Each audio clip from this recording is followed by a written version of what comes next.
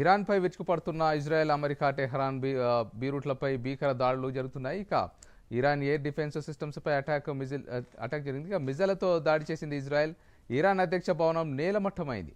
ఇక 2 అణు కేంద్రాలు, సుప్రీం లీడర్ ఎన్నిక జరిగే సమయంలో భవనం పైన క్షిపణులు లెబనాన్లోకి ప్రవేశించాయి. ఇక ఇజ్రాయెల్ సైన్యం ఇప్పటివరకు 787 మంది ఇరానీల మృతి జరిగినట్లుగా ధృవీకరించారు.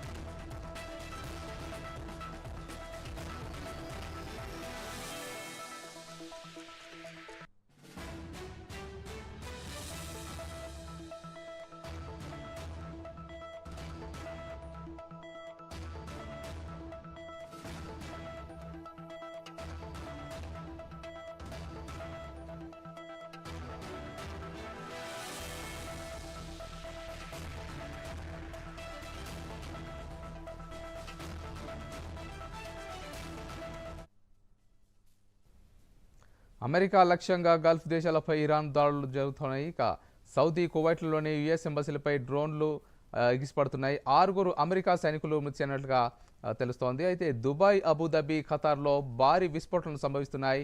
ఇక భారీ శబ్దాలతో పేలుళ్లు విధ్వంసాన్ని సృష్టిస్తున్నాయి.